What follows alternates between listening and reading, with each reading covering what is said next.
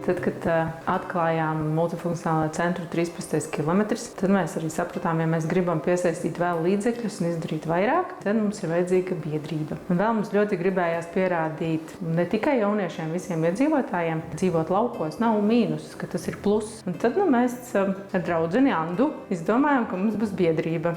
Aizbraucām, iedzert kafiju.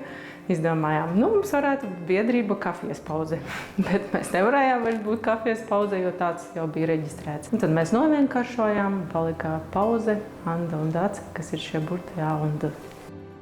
Visaktuālākais ir noteikti kopienas motivēšana un iesaistīšana, ko mēs arī aktīvi darām caur pasākumiem, un paralēli ir arī labdarība. Labdarība tādā izpausmē, ka mēs esam biedrība sabiedriska labuma, kas sadarbojas arī ar citām biedrībām.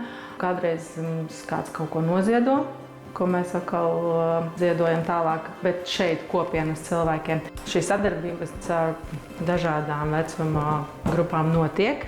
Tikko nesen mums bija senioru pēcpusdiena, kad jaunieši aicināja seniorus pie sevis. Paši klāja galdus, bija sadomājuši spēles, filmēja TikToku. Ir tādi cilvēki, kuri ļoti priecājās, ka mums ļoti viss kaut kas notiek, bet viņi paši nekad nenāk. Ir tādi cilvēki, kas nāk ļoti regulāri, un ir arī tādi cilvēki, kas ierosina pasākumus, kādus vajadzētu, bet paši nenāk.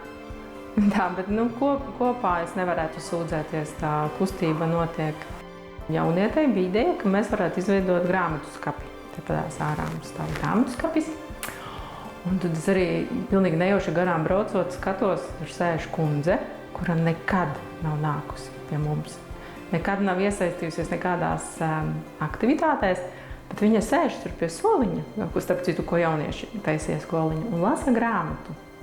Un tad es aizdomājos, ka ir kaut kādas nišas, kaut kādas vēl iespējas, kā es varu arī iesaistīt to Pēterīti, kurš šeit nenāks, varbūt nekad, bet es viņu iesaistīt varu kaut kā savādāk. Jaunieši ir īstenībā mūsu biedrības motivators. Man nebūs jauniešu, man nebūs kam rakstīt tos projektus, kam realizēt, jo tagad es rakstu projektu, es jau ar viņiem aprunājos, reku, mums ir projekts, reku, mēs varam to un to, ko jūs gribat.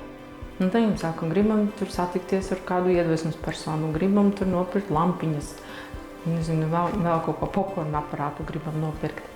Un tad, ja man nebūs jauniešu, kas nāk un saka, hei, mums to vajag, un tad es arī sākšu domāt, vai man to vajag.